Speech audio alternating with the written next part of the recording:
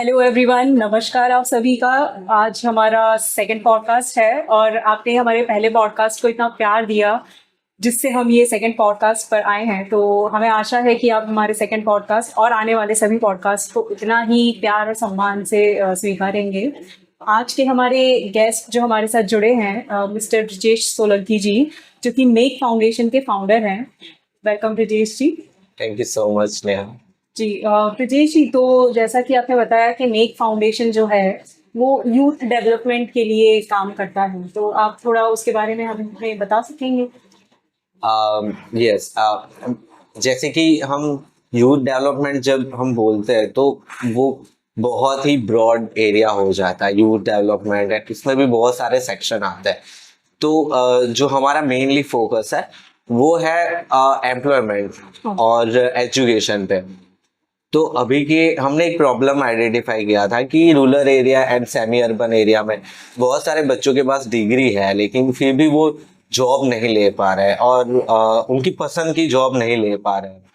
तो वो जो digital literacy and digital education का जो गैप है और जो सॉफ्ट स्किल का गैप है, तो हमने उसी पे काम करना स्टार्ट किया कि अ, हमने अलग अलग हमारे डिजिटल एजुकेशन के कोर्सेज लॉन्च किए एंड उसमें भी हम सॉफ्ट स्किल प्रोवाइड करते हैं। तो हमारा जो 6 मंथ का एक मॉड्यूल रहता है तो वो डिजिटल एजुकेशन एंड एम्प्लॉयमेंट ऐसा है।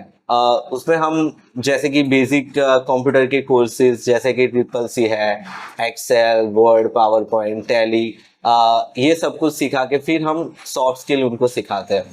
कैसे इंटरव्यू क्रैक करना है, कैसे कॉन्फिडेंट, मतलब कि हम हमारी जो भी एक्टिविटीज होती है वो ऐसी होती है कि उनका कॉन्फिडेंस बढ़े, वो अपने आप को प्रेजेंट कर पाए कहीं कहीं पर भी वो जाए। तो ऐसे एक हमारा ये एक डिजिटल एजुकेशन है एम्प्लॉयमेंट का है। दूसरा है कि एक ये है कि community development through youth leadership. तो हमारा एक प्रोग्राम है कम्युनिटी फ्रेंड करके, जिसमें हम बच्चों के साथ में, जैसे कि कम्युनिटी में जो भी यूथ है जिनको कुछ करना है, जैसे कि सारी कम्युनिटीज में होता है कि यूथ को कुछ ना कुछ अपनी कम्युनिटी के लिए करना है, अपने गांव के लिए कुछ करना है। तो हम एक प्लेटफॉर्म प्रोवाइड करते हैं, जैसे कि सारे विलेज के अलग अलग कम्युनिटीज के अलग अलग जगह के यूथ आके वहाँ पे अपनी कम्युनिटीज की बातें करते हैं। क्योंकि जब हम खुल के बातें करते हैं तो आसानी से हम कुछ भी सॉल्यूशन ला पाते हैं। और बातें करने से जो ब्रेनस्टॉर्मिंग होता है उससे कहीं ना कहीं मुझे ऐसा लगता है कि बहुत अच्छे रिजल्ट्स मिलते हैं। तो सारे कम्युनिटी के बच्चे जब आके अपने प्रॉब्लम्स बोलते हैं, फिर हम सोचते हैं उस पर कैसे हम कैसे उसको सॉल्व कर पाए। और उस पर भी हम डिजिटल लिटरेसी तो प्रोवाइड करते ही है, क्योंकि आजकल सारी जो स्कीम्स है गवर्नमेंट की, वो उसका सारे जो फॉर्म्स है वो कैसे फिलअप करने हैं वो हम रूरल यूथ को सिखाते हैं कि हाँ ऐसे जैसे कि कोई स्कीम कैसे फिलअप की जा सकती है एंड ये सब कुछ। तो वो भी कम्युनिटी फ्रेंड का भी पूरा 6 मंथ का एक मॉड्यूल रहता है, जिसमें हम field work and community needs assessment एक करके है, जिसमें कि अलग अलग कम्युनिटी की क्या क्या आवश्यकताएं हो सकती है, जिसमें हम बोलते हैं ना कि एक स्ट्रक्चर वे में हम सिखाते हैं। देन फिर उसके बाद फिर वो अपने कम्युनिटी में जो भी मतलब कि डेवलपमेंट करना चाहे, जो भी प्रोग्रेस करना चाहे वो कर सकते हैं। जैसे कि इसमें वर्किंग प्रोफेशन भी होते हैं, कई यूथ के बिजनेस भी होते हैं, फैमिली बिजनेस होते हैं, वो भी इंक्लूड हो जाते हैं। जैसे कि एक वो होना चाहिए कि यूथ के अंदर जब वो कम्युनिटी डेवलपमेंट या कुछ कम्युनिटी के लिए करना है उसका, वो एक अगर जो अंदर यूथ के अंदर हो तो इसके लिए बहुत अच्छा रहता है। जी। सो ये कम्युनिटी इनिशिएटिव्स जैसे डिस्कशंस आप बता रहे हैं, तो ये हमारी युवा जनता ही है जो डिस्कस कर रही है, राइट? तो वो क्या टॉपिक्स होते हैं बेसिकली जिस पे डिस्कशन होता है, एंड ऐसे कौन से टॉपिक्स हैं जिसमें यूथ का पार्टिसिपेशन सबसे ज्यादा देखने को मिलता है?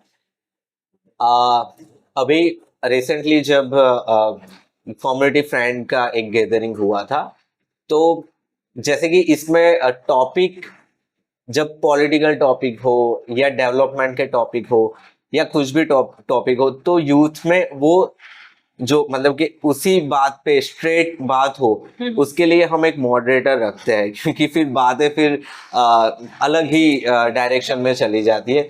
तो अभी जो बात हुई ना, अभी क्वालिटी एजुकेशन पे बहुत ज्यादा बात हुई, क्योंकि अभी यूथ ऐसे समझ रहे हैं कि जो भी वो पढ़ते हैं एंड देन अभी का जो मतलब कि रिक्वायरमेंट है, जैसे कि एआई हो गया, और बहुत सारे अभी तो हम एआई के टूल्स देख रहे हैं, एंड जो भी सॉफ्ट स्किल है, जो भी रिक्वायरमेंट है फिलहाल अभी के मार्केट में जो रिक्वायरमेंट है, तो उस पर बात की कि हम गांव में अभी मतलब कि जैसे कि रूरल जगह पे है, तो वहां पे बच्चों को कैसे मतलब कि वो इंट्रोड्यूस कर सके, जी एंड कैसे वो स्किल है जो हम प्राइमरी एजुकेशन या फिर एजुकेशन लेवल से ही वो अपने अपने सिलेबस में डाल सके, या कुछ ऐसा रखे जैसे कि उनका नॉलेज वहीं से ग्रो करना स्टार्ट हो। ओके और एक बात हमारी ये हुई लव मैरिज को लेके क्योंकि अभी बहुत सारे आइडियाज लोग दे रहे हैं लव मैरिज के बात में, तो यूथ जब बात करते हैं सारी कम्युनिटी की, तो एक क्वेश्चन रेज हुआ कि क्या आपको क्या लगता है यार, इस मतलब कि लव मैरिज होने चाहिए, इंटरकास्ट मैरिज होने चाहिए? Because अभी अभी जैसा हम देखते हैं कि शिफ्ट नजर आ रहा है। पहले जैसे मिलेनियल्स के टाइम पे लव मैरिज थोड़ा ज्यादा हाइप था। अब कुछ मतलब अभी की जो जेंजीज हैं वो शायद ऐसा लगता है कि अरेंज मैरिज साइड शिफ्ट हो रहे हैं। तो क्या एक्चुअली में ऐसा है कि ये सिर्फ मतलब नहीं, जैसे कि मुझे मैं इस ये पर आया डिस्कशंस में क्या बाहर निकलता है? हाँ, ये डिस्कशन में हम कोई नतीजा बाहर नहीं निकालते, हम अच्छा। सिर्फ बातें करते हैं, क्योंकि अगर कोई नतीजा बाहर आ गया है तो उसका मतलब ये हुआ कि हमने कुछ कंक्लूजन दे दिया है। लेकिन ये है कि इस पे जब बातें होती है तब यूथ को समझ आते हैं मतलब कि उनके आइडियाज क्या है, एंड जब यूथ अपने आइडिया अपना अपना अपने जो इनर वॉइस है वो अगर लोगों के सामने वो जब रखते हैं, तब कॉन्फिडेंस बिल्डअप स्टार्ट होता है।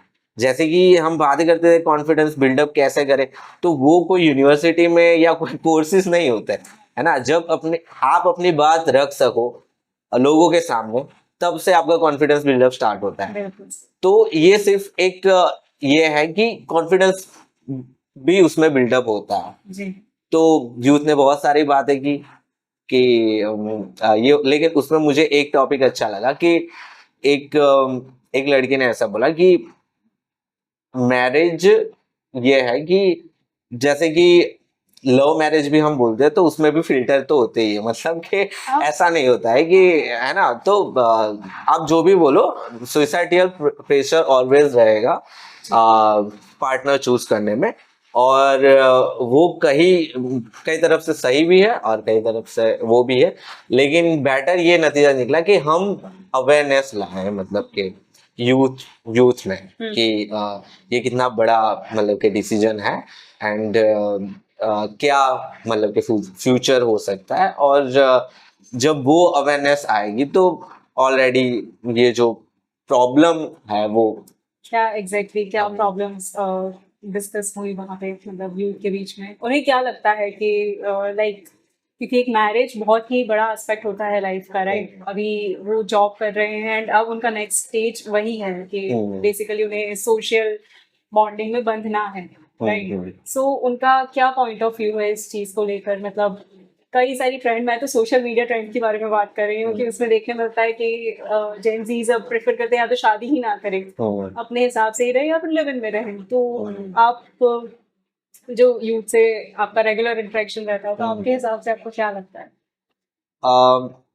देखो, इसमें जो भी यूथ में बात हुई है उससे तो मुझे यही मतलब कि मुझे यही लगा कि अभी जो है यूथ एकदम अपना जो डिसीजन है वो फ्रीली लेना चाहते हैं। जैसे कि कहीं ना कहीं सोसाइटियल फैमिली प्रेशर ये सब कुछ रहता है। इसीलिए मतलब कि यूथ जो है ना वो बहुत ही क्रिएटिव आइडियाज भी निकालते हैं इसके लिए, जी है ना। तो आप देखना मतलब कि अगर जिनको भी लव मैरिज या इस पे जाना है और प्रेशर है कि नहीं कर सकते आप ऐसा कुछ, तो फिर उसमें से बहुत सारे क्रिएटिव आइडिया निकलते हैं। तो एक दो क्रिएटिव आइडिया मैं श्योरली आपके साथ में शेयर करना चाहूँगा। अभी ये यूथ में ही चर्चा हुई है तो श्योरली, और मुझे भी लगा कि हाँ भाई ऐसा हो सकता है। तो जैसे कि एब्रॉड जाना, ओके, आप आप अगर लिस्ट बनाए कि क्यों एब्रॉड लोग जाना ज्यादा पसंद करते हैं, तो उसमें से एक रीजन ये भी आएगा ही आएगा कि यहाँ पे मतलब कि वो प्रेशर है, लेकिन वहाँ पे वो फ्रीडम है, उस तरह फ्रीडम से है, फ्रीडम। ओके फ्रीडम है। जी, तो ये भी मतलब कि खुल के चर्चा हो। सही बात है। सो यूथ, मतलब यूथ वर्ड जब हम बोलते हैं तो सबसे पहले ना जैसे हमारे दिमाग में आता है metro cities, startups, hustle culture. So जो कि अभी मतलब अर्बन एरियाज में चल रहा है, ट्रेंड चल रहा है, राइट। तो आपका जो वर्क एरिया है which is rural and semi urban, right, तो वहाँ पे क्या सिमिलर ट्रेंड है कि वहाँ पे कुछ चेंज हमें नजर आता है? देखो, जैसे कि चेंज हमें नजर आता है, जैसे कि सेमी अर्बन में थोड़ा, सेमी अर्बन जो एरिया है उस पे यूथ का थोड़ा, क्योंकि कहीं ना कहीं वो उनका ड्रीम होता है मेट्रोपॉलिटन, एंड वो ज्यादा मतलब कि अवेयर है सारी चीजों के बारे में। लेकिन हम जब रूरल की बात करें तो दोनों में प्रॉन्स एंड कॉन्स बोथ है। तो उस पे उतना डेवलपमेंट ये नहीं है, अवेयरनेस नहीं है, क्योंकि एक मुझे ऐसा लगता है कि उनकी आइडियोलॉजी एंड एक सीमित है, एक एक बॉर्डर उन्होंने अपने आप ही क्रिएट कर ली है, जो कि अपनी जो भी वहाँ पे जो लोकेशन पे रहते हैं जी वहीं से। सो मुझे ऐसा लग रहा है कि वो उस पे हमें काम करने की ज्यादा जरूरत है। अच्छा, सो मतलब कम्युनिटी इन्फ्लुएंस रहता है करियर डिसीजंस में भी, ये आप क्या बता रहे हाँ, हो? ओके हाँ। ओके। सो जैसे कि उनके उनके पास और और ऑप्शंस ज्यादा नहीं होते हैं। जी, लिमिटेड इस ऑप्शंस होते हैं versus urban areas, right. Yes. So क्या मोटिवेशन या फिर उनकी एस्पिरेशंस में डिफरेंस आपको नजर आता है कि मतलब यहाँ के यूथ को जो चीजें मोटिवेट करती है, क्या मतलब इज इट द सेम कि फिर कुछ अलग है वहाँ पे? मोटिवेशन को मैं, हाँ, सेम चीजें कई बार मोटिवेट कर सकती है यूथ को, okay same urban and rural, लेकिन उस पे भी कई बार थोड़े बहुत चेंजेस रहते हैं। ओके जैसे कि आप अर्बन एरिया या सेमी अर्बन एरिया में देखो, तो अगर कोई यूथ जॉब ढूंढ रहा है तो उसको एक स्पेसिफिक जॉब चाहिए होता है, उसको एक एक ये होता है कि मुझे यही में जॉब करना है, या मुझे बैंकिंग सेक्टर में जाना है, या फिर मुझे इंटरनेशनल कंपनी में जॉब करनी है, और इतना पैकेज होने चाहिए, ये मतलब कि एक स्पेसिफिक उनका रहता है, उनके लिए वो जो भी प्रिपरेशन है अपनी करते हैं। जी और रूरल एरिया में ये है कि वो स्पेसिफिक नहीं हो, ओके उस पे उन लोगों को इतना स्पेसिफिक होता है कि जॉब करनी है, एंड जॉब करनी है, एंड इतना सैलरी होना चाहिए, क्योंकि वहां पे इतने सारे ऑप्शन नहीं है। जी नजदीक में आप जो भी मतलब के है, नजदीक में उनके पास जो भी कंपनीज है या वर्किंग स्पेसेस है, तो उनका सिर्फ नाम एंड वो जगह का कहाँ यहाँ पे जॉब करनी है। जी और जैसे कि अगर किसी अर्बन एरिया की यूथ को कहीं पर जॉब करनी है तो वो अपने फ्रेंड सर्कल में से किसी को पूछ सकता है, जी उनके पास वो रिसोर्सेज होते हैं। रूरल एरिया में वो रिसोर्सेज नहीं होते हैं, वो अपने फ्रेंड को पूछेगा तो उसका फ्रेंड ये बोलेगा कि यार मैं खुद खेती कर रहा हूँ, है ना, मैं क्या। तो एक ये जो है ना इंक्लूसिविटी, तो आप अगर हमारा वेबसाइट में अगर देखोगे तो एम्पावरमेंट विथ इंक्लूसिविटी है, क्योंकि हम लोग ऐसा मानते हैं कि without inclusivity empowerment is not possible, मतलब कि इंक्लूसिविटी नहीं हो से एस्पेक्ट में आप मतलब बता रहे हैं? बोथ।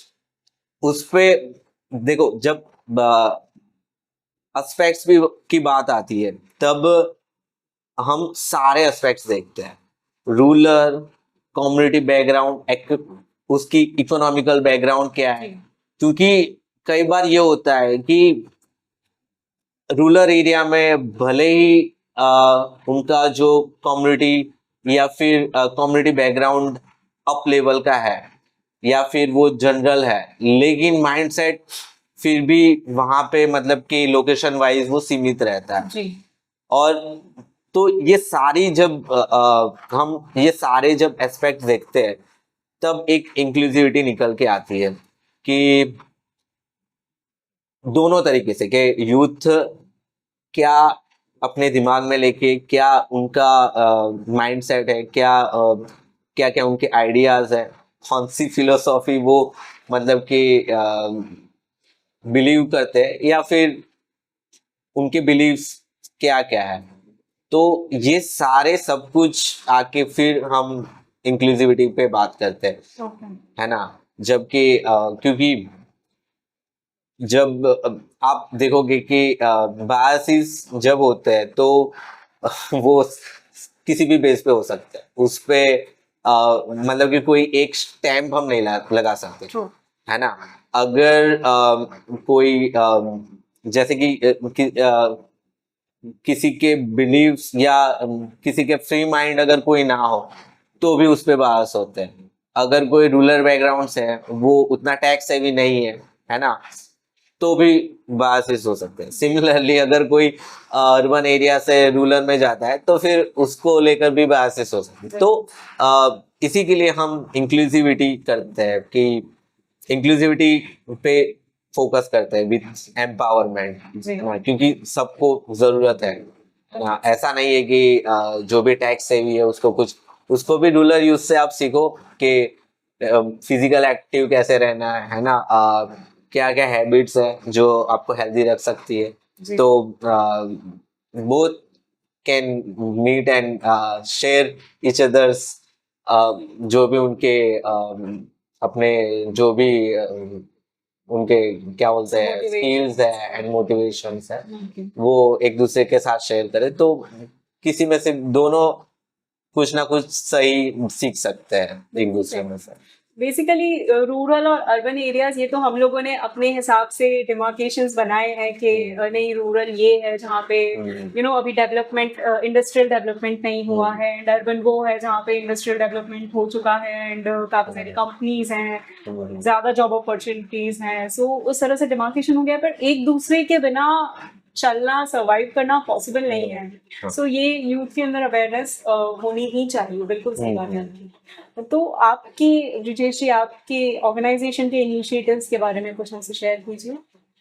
कौन से इनिशिएटिव्स आप लोग रन कर रहे हैं एंड मतलब कितने यूथ आप अभी तक मतलब एम्पावर कर चुके हैं? हाँ, तो हमारा जब सबसे पहला जो इनिशिएटिव था ये यूथ डेवलपमेंट सेंटर का था, Okay. जिसपे हमने कंप्यूटर कोर्सेज स्टार्ट किए थे। और वो जो इनिशिएटिव था उसका ये था कि होलिस्टिक यूथ डेवलपमेंट करके हमने थोड़ा रखा था इनिशिएटिव, जिसपे हम कंप्यूटर के कोर्सेज रन करवाते थे एंड उसके साथ हम ऐसी एक्टिविटीज रखते थे जिससे यूथ का कॉन्फिडेंस बढ़े एंड वो थोड़े ज़्यादा क्रिएटिव हो, क्योंकि एक टाइम होता है जब हम क्रिएटिविटी को पिक कर सकते हैं या फिर उसको फिर डाउन ले जा सकते हैं। तो ये जो हमारा यूथ डेवलपमेंट सेंटर का इनिशिएटिव था, वो ये था कि यूथ को अपने उन उसके क्या स्किल है, उसके क्या टैलेंट है, वो समझ पाए, जी है ना। और वहाँ पे वो नॉलेज ले, सीखे, जो भी अभी जो भी हम बोलते हैं कंप्यूटर स्किल, उसके बारे में सीखे। एंड एक्टिविटीज ऐसे कि वो खुद के बारे में थोड़ा बहुत जान पाए, खुद का जो भी टैलेंट है वो समझ पाए। जी और फिर हमारा एक इनिशिएटिव था, ये कम्युनिटी फ्रेंड करके, जो कि community development through youth leadership था। जो कि यूथ के जो भी रूरल के यूथ है, उनको हम थोड़ा लीडरशिप एंड कम्युनिटी डेवलपमेंट का सिखा के वो फिर अपनी कम्युनिटी में जाके फिर वो अवेयरनेस लाए एंड कम्युनिटी डेवलपमेंट कर पाए।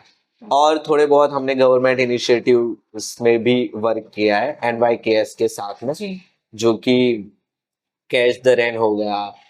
फिर जो भी गवर्नमेंट इनिशिएटिव्स, कौन सा इनिशिएटिव था आपने? कैच द रेन करके एक मिनिस्ट्री ऑफ जल शक्ति का इनिशिएटिव है। Okay is catch the rain, yes yes, basically water conservation. तो फर्स्ट हमने जब स्टार्ट किया तब हम NYKS के साथ में काम कर रहे थे, नेहरू युवा केंद्र गांधीनगर के साथ में। तो जो भी गवर्नमेंट इनिशिएटिव थे वो उस पे हम कलोल में मतलब कि उसके अवेयरनेस करते थे और वो सारे इनिशिएटिव रन करते थे। और हमने एक इनिशिएटिव मेघशाला करके किया था। मेघशाला अभी मतलब कि चल रहा है, वो it's a volunteer teach activities, जिसमें कि हमारे साथ जब यूथ जब आते हैं तो हम एक संडे का एक प्रोग्राम रखते हैं, जो कि स्लम एरिया है, जो भी बहुत ही अंडर प्रिविलेज एरिया है और ज्यादातर कंस्ट्रक्शन वर्क एरिया है। जो वहां पर जो भी बच्चे हैं, जो कि 5 साल से 10 साल तक, तो उनको हम वहां जाके पढ़ाते थे। जी जैसे कि बेसिक मैथ हो गया, फिर लैंग्वेज हो गया, इस लिटरेसी काइंड ऑफ थिंग। तो जो भी बच्चे हमारे साथ में इंटर्नशिप पे आते हैं, जो भी हमारे वॉलेंटियर्स होते हैं, जिनको मतलब कि अगर उनको लगता है कि हाँ कुछ एक्टिविटीज करनी है फील्ड में, कम्युनिटी में जाके, तो उस पे वो पार्टिसिपेट कर सकता है। एंड मुझे ऐसा ये जो मेघशाला है वो इनिशिएटिव तब आया था जब हम कहीं पे बात कर रहे थे और मतलब कि दो यूथ ऐसे ही बात कर रहे थे RT के बारे में, राइट टू एजुकेशन के बारे में।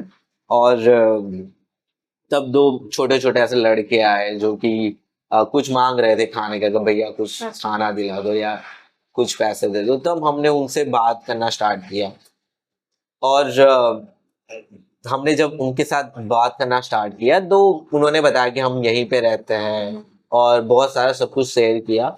और उन्होंने बताया कि पढ़ना चाहते हैं लेकिन स्कूल कहाँ है, मतलब कि क्योंकि हम यहाँ पे 6 महीने के लिए ही है, 6 महीने के लिए, फिर उनका कोई और जगह मिल जाए। फिर हमने थोड़ा बहुत करके कि एटलीस्ट वो लोग अगर पढ़ना सीख जाए तो फिर उतना तो मतलब कि सही है। हाँ, फिर अगर इच्छा हुआ तो वो फिर स्कूल में आगे पढ़ेंगे। तो ये इनिशिएटिव हमने तब स्टार्ट किया था। अच्छा जी, तो ब्रिजेश जी, जैसे हमने अभी काफ़ी सारी बात की कि आप अलग-अलग तरह की यूथ डेवलपमेंट के इनिशिएटिव्स करते हैं, रन करते हैं। तो जो मॉड्यूल्स होते हैं, लाइक कोई अगर कोर्सेज़ हैं स्पेसिफिकली स्किल डेवलपमेंट के, तो वो किस तरह से आप देते हैं training? Like classroom training provide करते हैं या फिर ऑनलाइन ट्रेनिंग होती है? कितने स्टूडेंट्स एक साथ जॉइन करते हैं? कितना एक्सेप्टेंस रेशियो है? इसके बारे में थोड़ी जानकारी दीजिए प्लीज़। हाँ, जो हमने बताया YDC के बारे में, यूथ डेवलपमेंट सेंटर के बारे में, तो वहाँ पे जो कोर्सेज होते हैं वो बेसिकली हम ज्यादा प्रैक्टिकल पे ज्यादा फोकस करते हैं। ओके तो वहाँ के जो कोर्सेज होते हैं उस पे 3 मंथ के होते हैं और उसमें सिर्फ टीचिंग एंड फिर प्रैक्टिस, और हम लास्ट में हम कोई ना कोई प्रोजेक्ट के पर उनके साथ, जैसे कि आपने जो भी सीखा वो रियल लाइफ में आप कैसे उसका यूज कर सकते हो, कैसे इम्प्लीमेंट कर सकते हो। तो ऐसा मॉड्यूल रहता है हमारा, जैसे कि सीखना, फिर प्रैक्टिस करने का, एंड देन फिर वो आप अपने रियल लाइफ में कैसे उसका इम्प्लीमेंट कर सकते हो। जो कि हम प्रोजेक्ट के थ्रू या फिर उनको कोई रियल काम ही दे देते हैं। जी जैसे कि हम जैसे कि किसी ने वर्ड सीखा या पावर पॉइंट सीखा, देन हम उनको ये कहेगी कि आपको एक आर्टिकल कल पब्लिश करना है ना, न्यूज़पेपर में, तो आप कैसे बनाओगे उसको। तो ऐसे हमारे ये कोर्स रहते हैं। लेकिन जब हम CSR एक्टिविटीज करते हैं, क्योंकि तो हमारा एक, जैसे कि हम गोल लेके चलते हैं, एक एम लेके चलते हैं, क्योंकि ये जो बच्चे हैं वो सिर्फ सीखने के लिए आते हैं। और जो CSR एक्टिविटी, जब हम CSR एक्टिविटीज करते हैं तब वहाँ के जो बच्चे हैं जो कि 18+ है, तो वो सीख रहे हैं क्योंकि उनको जॉब लेनी है। ओके,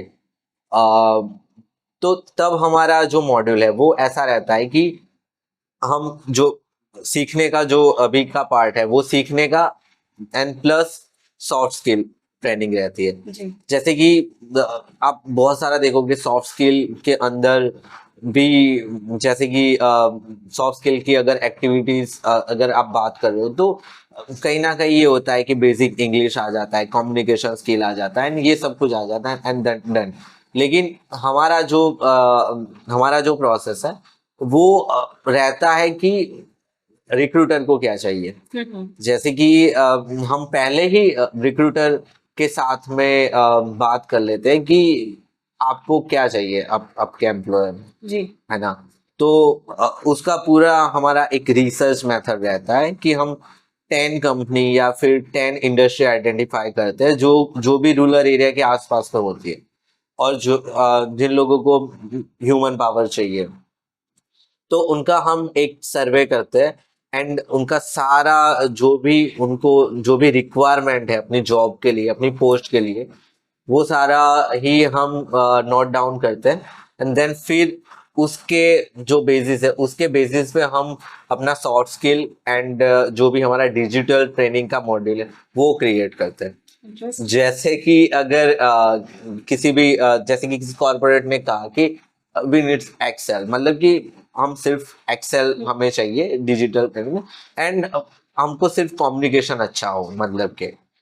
तो फिर हम वहाँ पे जो हम करते हैं बैच डिजिटल एजुकेशन की, तो उनको हम सिर्फ एक्सेल सिखाते हैं। जो भी एक्सेल में उनको चाहिए वो, मतलब कि एडवांस एक्सेल आप बोल सकते हो, तो advance Excel and communication skill जो भी कंपनी रिलेटेड है वो वाला। तो उससे क्या रहता है कि एक उनके चांसेस बढ़ जाते हैं सिलेक्शन के, जॉब के। तो ऐसा ऐसा पूरा हमारा, मतलब कि डिजिटल एजुकेशन का मॉड्यूल रहता है। सो ये ट्रेनिंग डिजिटली ही प्रोवाइड की जाती है या फिर ट्रेनिंग सेंटर्स है आपके अलग अलग एरियाज में? हाँ, ट्रेनिंग सेंटर्स है। जैसे कि अभी गांधीनगर के अंदर हमारे ट्रेनिंग सेंटर है, रूरल एरिया के अंदर। और अगर जैसे कि कहीं पर लोकेशन आता है प्रोजेक्ट वाइज, तो हम वहाँ पे सेंटर, मतलब कि वहीं पे क्रिएट कर लेते हैं। So, कितने मतलब अप्रोक्स कितने सेंटर्स होंगे आपके और कौन से एरियाज में आप बता सकते हैं? हाँ, अभी तो हमारे सिर्फ 3 सेंटर है, अच्छा एंड वो गांधीनगर के एरिया में ही है। अच्छा। सो कहाँ से, मतलब कौन से लोकेशन से स्टूडेंट्स आते हैं आपके सेंटर पे? जैसे कि हमने अभी जो किया था CSR एक्टिविटी, तो वहाँ से आसपास के रूरल एरिया, जैसे कि सेरिसा है, मोटी बोयन है, फिर वासरजरा करके विलेज है। तो जैसे कि हम कहीं पे सेंटर स्टार्ट, मतलब कि शुरू करते हैं, तो उसके आसपास, मतलब कि 5 या 7 किलोमीटर के रेडिएशन में जो जो गांव है वहाँ से यूथ आते हैं। जी। मेक फाउंडेशन को ब्रिजेश जी कितने साल हो गए? मेक फाउंडेशन को 5 साल हो गए अभी 6 मंथ में। ओके। सो ये हमें थोड़ा जानना है आपकी जर्नी कैसी रही। उससे पहले हमें ये जानना है कि ये मेक फाउंडेशन का, जैसे आपने पहले बताया कि आप गुजरात गवर्नमेंट के साथ में प्रोजेक्ट बेस्ड काम कर चुके हैं, जॉब कर चुके हैं, राइट?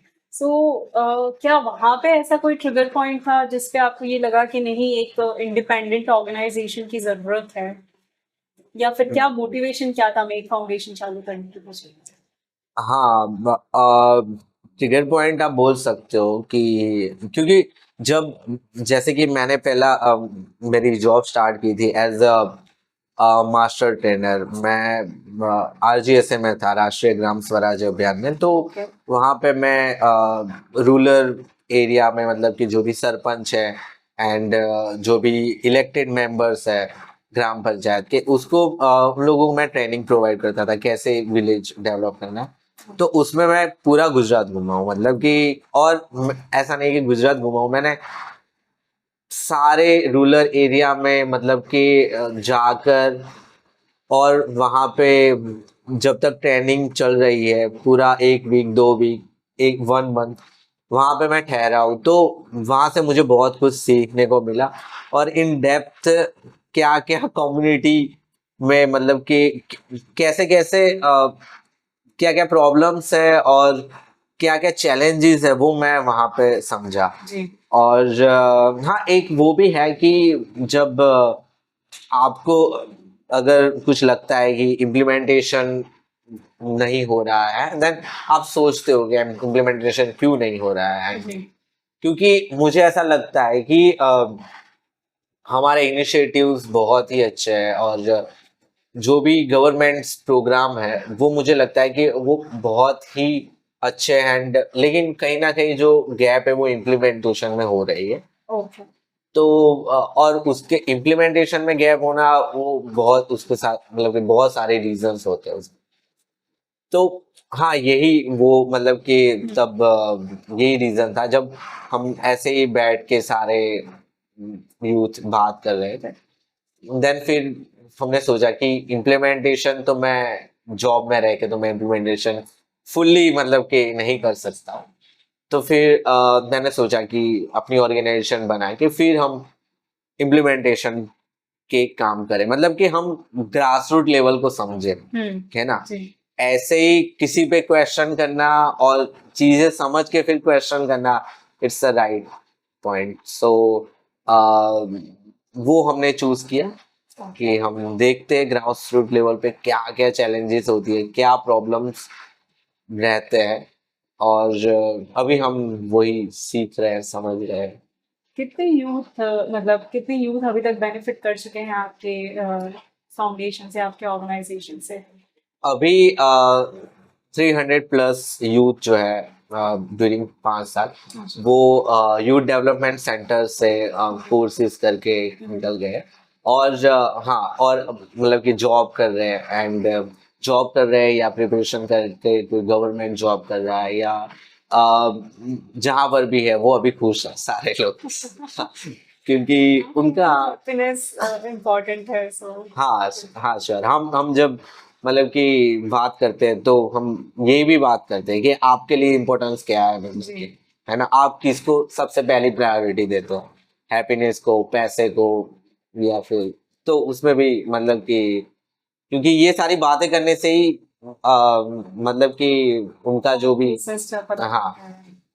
सो जैसे आपने स्किल डेवलपमेंट, सपोज हम्म, किसी स्टूडेंट ने आपके यहाँ से स्किल डेवलपमेंट का कोर्स किया, पूरा ट्रेनिंग कंप्लीट किया, उसके बाद जॉब प्रोसेस में, मतलब जॉब ढूंढने में और जॉब पर चढ़ जाने तक में कितना सपोर्ट आपकी साइड से प्रोवाइड होता है? जैसे कि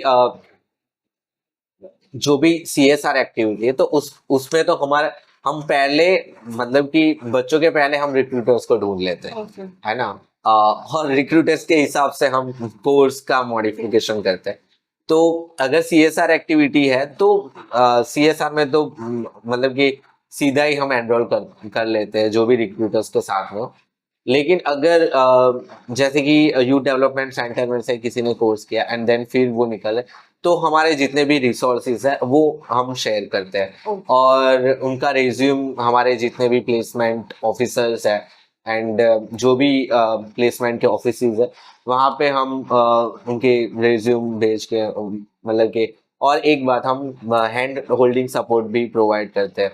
जैसे कि कैसे मतलब कि पहली बार इंटरव्यू होता है तो कॉन्फिडेंट नहीं होता है यूथ, जी okay, even they are fully skilled and वो मतलब कि अच्छे से मतलब कि कर पा रहा है वो, उस पे ये नहीं रहता है कि वो कितने इंटेलिजेंट है। जब कॉन्फिडेंस की बात तो होती शो है, करने की बात हाँ जब आती है तब represent हाँ, करती है। तब इंटेलिजेंट बच्चे भी कॉन्फिडेंस अपना वो शो नहीं कर पाते हैं। जी तो वो जो मतलब कि वो जो सपोर्ट है वो फिर हम तब हम उनका मतलब कि हमारा रोल आता है वहां पे, है ना। सो आपके जो पास आउट स्टूडेंट्स हैं, जैसे एलम्स कहते हैं हम स्कूल के हाँ कॉलेज के जो होते हैं, तो उनके साथ भी आप टच में हैं, एंड क्या वो अपने बाद की जो आपकी नो यूथ कम्युनिटी जो आ रही है, क्या उनको वो सपोर्ट प्रोवाइड करते हैं कि फिर एकदम मतलब कनेक्ट उसके बाद टूट जाता है?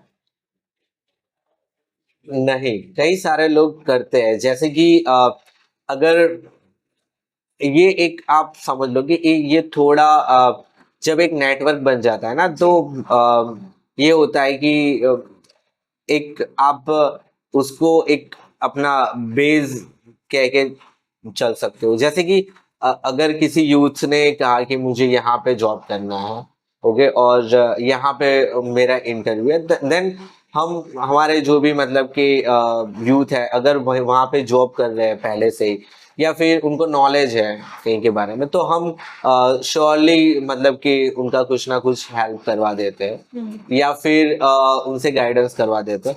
जैसे कि आप देखो कि अभी जो बच्चे एक जैसे कि जो गवर्नमेंट की प्रिपरेशन कर रहे हैं, एंड देन वो फिर अगर उनका कुछ भी क्वेश्चन है या फिर कैसे पढ़ना है ये सब कुछ, तो हम डायरेक्टली उनका हम एक रेफरेंस दे देते हैं, हम उसको बड़ी बोलते हैं कि अच्छा आपका ये बड़ी है, तो okay. हाँ बड़ी भी बोल सकते हैं, मेंटर भी बोल सकते हैं, बट हम ज्यादातर बड़ी प्रीफर करते हैं क्योंकि Right. वो भी सेम ही मतलब कि जगह पे, रिलेटेड एज हाँ, रिलेटेड एज ग्रुप है जाने वाले हैं। तो फिर जैसे कि कोई अगर हेल्प मांग रहा है कि अगर मुझे आगे कोई पूछेगा कि सर मुझे डेंटिस्ट बनना है कैसे बन, तो ऑब्वियसली मैं उनको आंसर नहीं दे पाऊंगा क्योंकि मुझे ही नहीं पता कि कैसे डेंटिस्ट, मतलब कि मेरा वो फील्ड है ही नहीं, है ना। तो लेकिन हाँ हमारे ग्रुप में से जो भी है ऑलरेडी डेंटिस्ट है ना, तो फिर हम उनके साथ में मतलब कि कनेक्ट कर राइट सकते हैं, पर्सन को राइट अपॉर्चुनिटी हाँ कनेक्ट कर। हाँ, क्योंकि फिर वो उन्हीं से मतलब कि जो भी अपने क्वेश्चन है वो पूछ लेगा, जो भी है उनके साथ ही डिस्कस करें और उसको राइट गाइडेंस भी मिलेगा। तो ऐसा मतलब कि सो ये अभी आई डोंट नो अगर ये सेम है कि नहीं, मतलब ये काफी सारे, मैं सोशल मीडिया ट्रेंड्स की बात कर रही हूँ। सो उसमें ये देखने को मिलता है कि आजकल जो यूथ है वो जॉब से ज्यादा सस्टेनेबल वर्क प्लेसेस प्रेफर करता है, जहाँ पे उसका एक मेंटल स्टेट भी प्रोटेक्टेड रहे और साथ में वो एक जॉब भी करता रहे। तो क्या कितना सही है ये, और किस हद तक ये रूरल एरियाज और सेमी अर्बन एरियाज में भी देखने को मिलता है? हम्म जैसे कि अभी अभी ये जो क्वेश्चन आया है ना, मतलब कि मेंटल पीस एंड ये मेरे टाइम पे नहीं थे, ये मतलब कि मेरे टाइम पे मैं आ गई उतना, लेकिन जब मैं कॉलेज में था ना तो मेरे पास उतने ज्यादा रिसोर्सेस नहीं थे, फिर भी मैं खुश था, है ना। तब भी ये था, मतलब ऐसा नहीं है, मुझे पता है कि मैं जब कॉलेज में था तब मैं कोई एआई चैटबॉट से मतलब कि आई यूज टू, मैं देखता था मतलब कि क्या क्या बात होती है ये सब कुछ, लेकिन फिर भी मुझे ऐसा लग रहा है कि अभी जो सस्टेनेबिलिटी की बात है ना वो सही है, कई ढंग से सही है। यूथ अभी प्रायोरिटी दे रहा है उनके मेंटल पीस की, एंड वो मतलब कि अपने बारे में सोच रहा है। मैं तो यही मानता हूँ कि सब लोग हमारा यही सबसे पहली फिलोसॉफी है कि आप अपने बारे में खुद सोचो, मतलब कि आप थोड़ा बहुत जानने की ट्राई करो आप अपने अपने आप को, देन फिर आप मतलब कि बहुत प्रोग्रेस कर पाओगे या फिर आप कुछ कर पाओगे। ओके, तो ये जो बात है ना कि जब अपने बारे में कुछ जानने का, तो सबसे पहला तो आप एक एक ऐसे स्टेट में होने चाहिए अपने खुद के मतलब के स्टेट में, या फिर डिस्टर्ब नहीं होने चाहिए, आप स्ट्रेट्स नहीं होने चाहिए। लेकिन अभी अभी जो है ना हमारे पास इतनी सारी एक्टिविटीज है, हमारे पास इतना ज्यादा सब कुछ है ना कि हम हम अपने में रहते ही नहीं है। मुझे लगता है ना हम कहीं और ही रहते हैं, या तो हम इंस्टाग्राम पे रहते हैं, बहुत ओवरवेलमिंग हो गया है हाँ, लोगों के लिए, या तो फिर हम पबजी में रहते हैं, या तो फिर हम नेटफ्लिक्स में रहते हैं, है ना, हम अपने में रहते ही नहीं है ना। तो ये जो गैप है ना वो अभी अर्बन एरिया में आ गई है ना। अच्छा, हाँ क्या ये रूरल और सेमी अर्बन में भी? हाँ सेम है। आपको लगता है कि रूरल, लेकिन रूरल एरिया में सबसे ज्यादा बच्चे पबजी खेलते हैं और अर्बन एरिया में तो एक ही लोग मतलब कि अपने रूम में बैठ के खेलता होगा। आप रूरल एरिया में जाओ है ना, वहां पे पूरा मतलब कि 10-12 लोगों का ग्रुप चौराहे पे बैठ के पबजी खेलता ओके, है ना।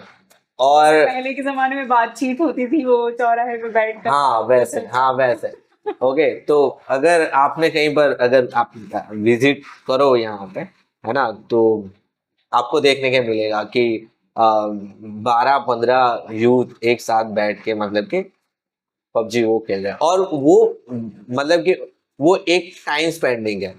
तो जब हम पहले हम नहीं जैसे कि फ्रेंड के साथ में टाइम स्पेंड करना है, तो वो अभी उनका है कि फ्रेंड के साथ टाइम स्पेंड करते तो अच्छा लगता है मतलब कि, लेकिन एक्टिविटी बदल गई है। पहले हम कुछ नहीं वाला, हाँ पहले जब हम सोशल गैदरिंग करते थे तो हम बातें करते थे, ओके, दिन के बारे में बात करते थे, या कुछ कुछ नया सीखा उसके बारे में, या जो भी है ना। अभी ये है कि अभी पबजी खेलते, वो पबजी में ही बातें करते रहते हैं फिर मतलब कि गेम में ही। हाँ तो ये मतलब ये जो आप गैप बता रहे हैं, उस गैप को सॉल्व करने का, I mean do you think कि जरूरत है गैप को सॉल्व करने की, या फिर it is how it is?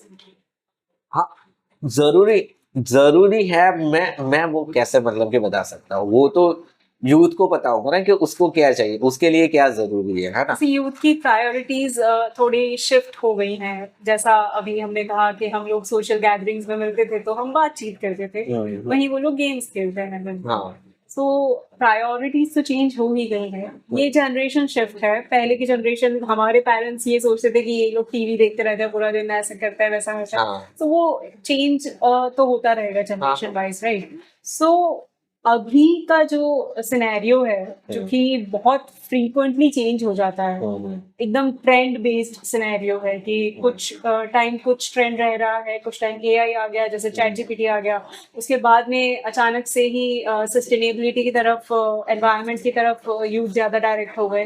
तो इसको आप किस तरह से देखते हैं, और इस चीज़ का आपके ऑर्गेनाइजेशन पे कितना इम्पैक्ट आता है?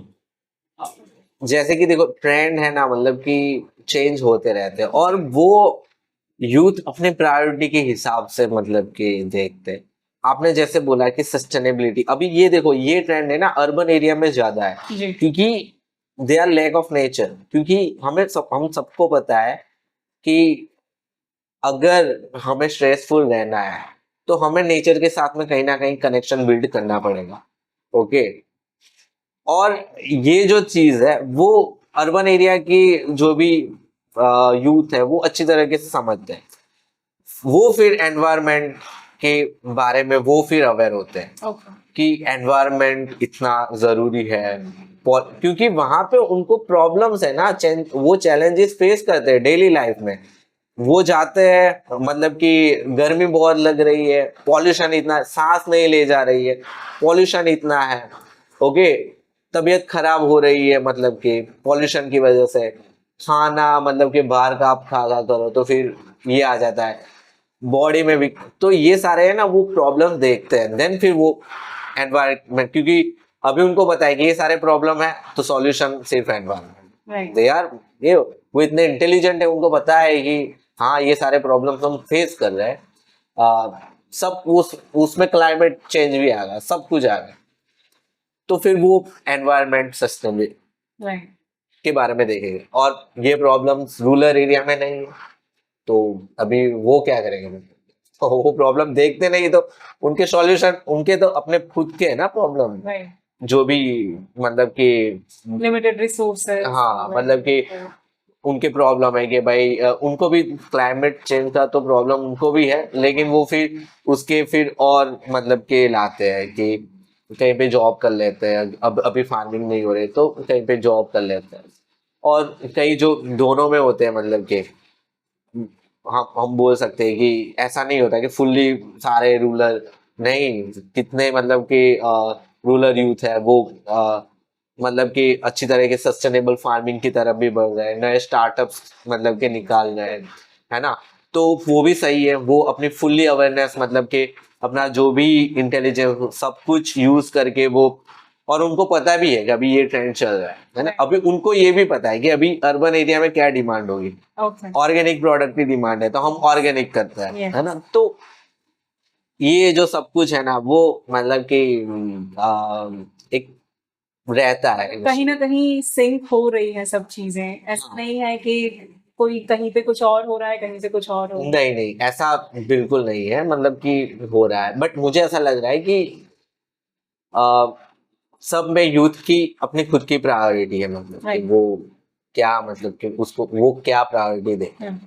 देन फिर सो ये जैसे हमने गवर्नमेंट ऑर्गेनाइजेशंस की बात की, तो गवर्नमेंट काफ़ी सारी इंस्टीट्यूशंस गवर्नमेंट रन हैं जो कि स्किल डेवलपमेंट, यूथ डेवलपमेंट और उसके बारे में बात करती ही हैं, एंड उसके उस एरियाज में वर्क भी कर रही हैं। आई थिंक लास्ट बजट में 65,000 करोड़ अराउंड बजट एलोकेशन था यूथ डेवलपमेंट के लिए।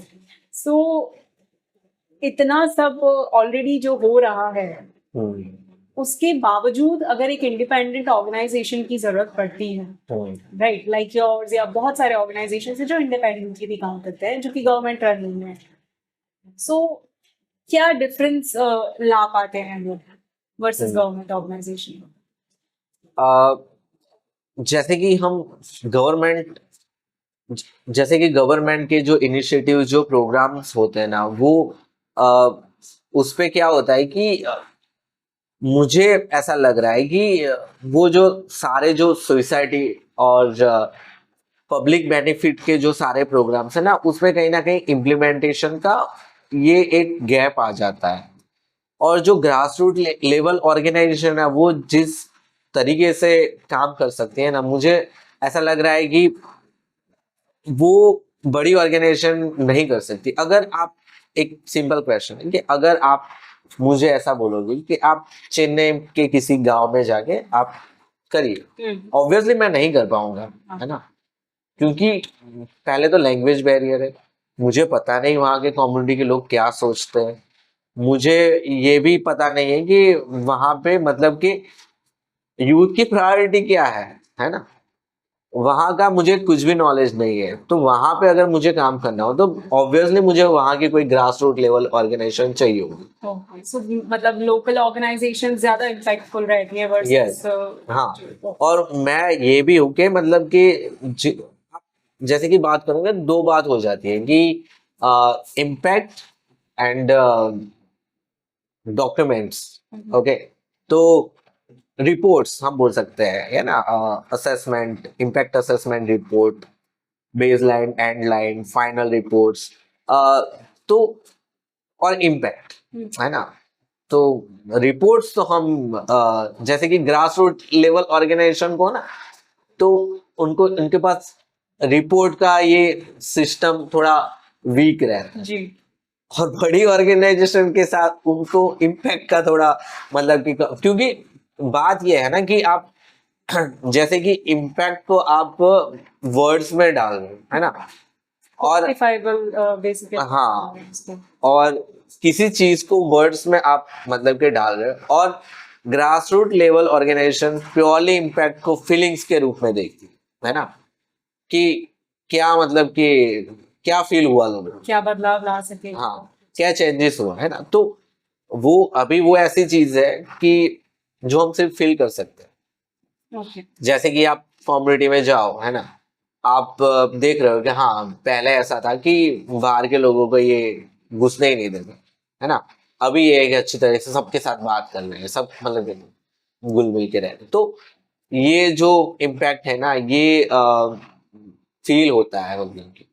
ओके। और यूथ के साथ में भी ये है कि आप मतलब कि पूरा एक इम्पैक्ट असेसमेंट 100 पेज का बना दो, लेकिन अगर आपको फील नहीं हो रहा है मतलब कि वो इम्पैक्ट, है ना, बच्चे अभी भी मतलब कि वही कर रहे हैं, यूथ अभी भी मतलब कि जो भी उनका मतलब कि इंटरेस्ट नहीं है, या फिर जो लोग बोल रहे हैं वही कर रहे हैं। तो वो दो चीजें हैं जो लाइक जो मतलब ग्रास रूट लेवल पे जो लोकल ऑर्गेनाइजेशंस होती है वो ज्यादा बेटर तरीके से कनेक्ट कर पाती हैं ये हाँ श्योर, क्योंकि उनको पता होता है ना कि ग्रास रूट लेवल पे कैसे मतलब कि क्या रिक्वायरमेंट है वो बोल सकते हैं।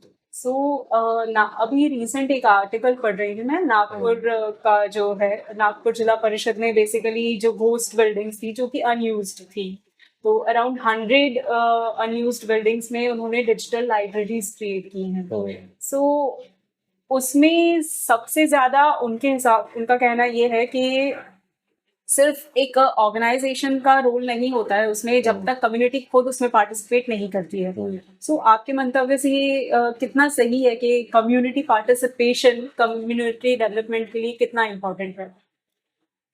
जैसे कि मैं कम्युनिटी और यूथ को हम अलग नहीं कर सकते हैं, है ना।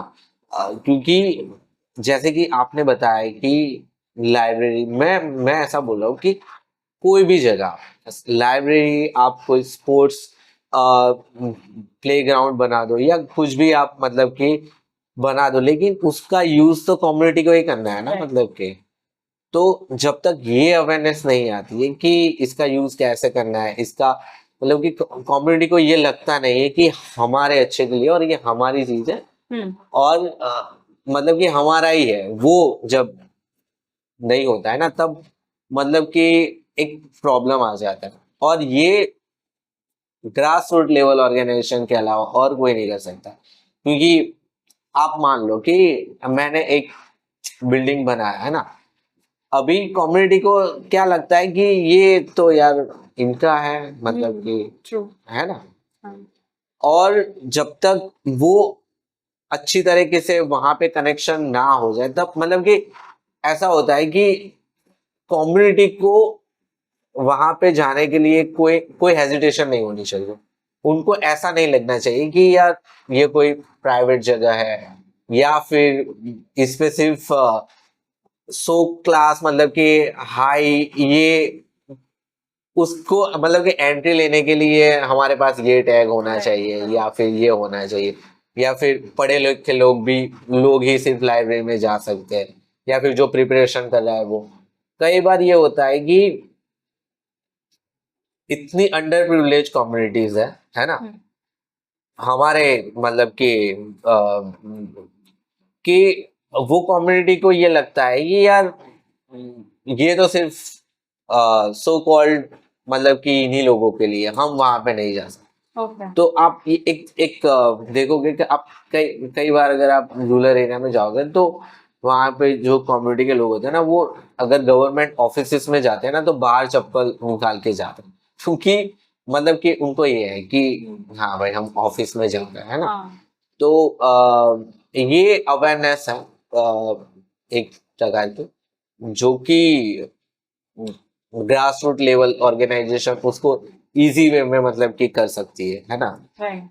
सो जैसा कि आपने बताया कि कम्युनिटी पार्टिसिपेशन उतना ही इम्पोर्टेंट है, तो कभी मेक फाउंडेशन ने ऐसे चैलेंजेस फेस किए ऑन ग्राउंड की जहाँ पे आप लोगों को समझाने जा रहे हैं कि ये चीज़ें आपके लिए इम्पोर्टेंट है, आप ही के लिए बेनिफिशियल है, पर वहीं उनका एक्सेप्टेंस जो है वो बहुत ही लिमिटेड है? ऐसा कोई चैलेंज आप लोगों ने फेस किया?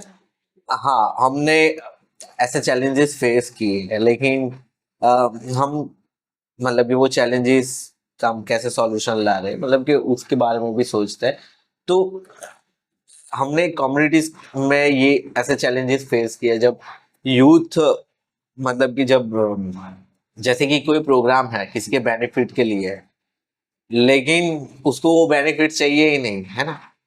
तो तब तब हम, मतलब कि तब प्रॉब्लम आ जाती है। हम सोचते हैं कि यार क्या, मतलब कि क्या रीजन होगा, लेकिन सिंपल रीजंस होते हैं, ओके, यूथ के। कई बार वो रीजन रीजन जो है वो इंडिविजुअल भी होते हैं, है ना। और कई बार हाँ ये भी होता है कि बहुत ही आप उसको अगर दो तीन तरीकों से देखोगे ना तो आपको समझ आएगा कि क्या मतलब क्या है। तो मैं एक शेयर करता हूँ, ये एग्जांपल है। तो हमने एक जगह पे रखा था हमारा वो करियर गाइडेंस का, मतलब कि थोड़ा एक प्रोग्राम था जिसपे हम 12 पास आउट बच्चों को, मतलब कि जो भी उनके लिए अपॉर्चुनिटीज है, क्या मतलब कोर्सेज कर सकते हैं, क्या क्या, तो वो उसका रखा था। और हमने वो एक रिलीजियस प्लेस पे रखा, है ना, क्योंकि वहाँ का मतलब कि बहुत।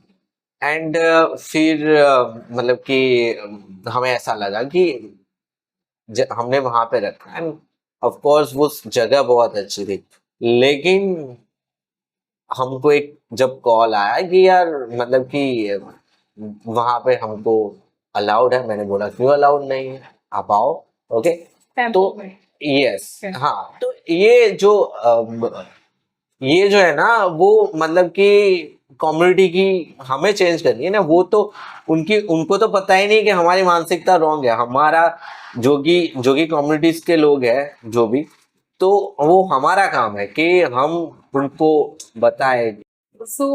जैसा कि आपने कहा कि कम्युनिटी पार्टिसिपेशन के लिए मतलब कम्युनिटी का इन्वॉल्व होना बहुत ज़्यादा इम्पोर्टेंट है, राइट? उनका एक्सेप्टेंस बहुत इम्पोर्टेंट है।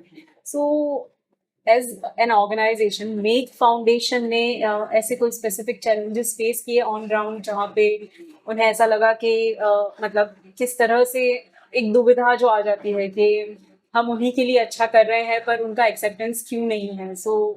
ऐसा कोई सिचुएशन आपके सामने आई है या फिर और इसको किस तरह से आपने टैकल किया है?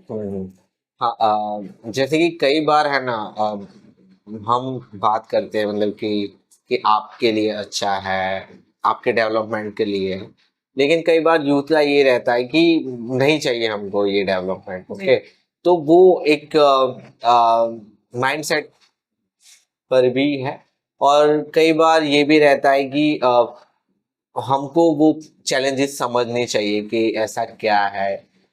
बहुत सारी चीजें हैं जो कि इस पे मतलब कि हो सकता है। जैसे कि मैं एक एग्जांपल शेयर करता हूँ, हमने एक जगह पे करियर गाइडेंस का प्रोग्राम रखा था जो स्पेशली 12 पास आउट स्टूडेंट्स के लिए। तो हमने उस वक्त एक टेम्पल में एक वो प्रोग्राम रखा था। और तो एक दो मतलब कि हमको कॉल आएगी, आपने ये जगह पे रखा है तो हम लोग क्या वहां पे आ सकते हैं, एंड ये सब कुछ। एंड तो मुझे ऐसा लगा कि यार ये क्या बात हुई कि आप आ जाओ, है ना।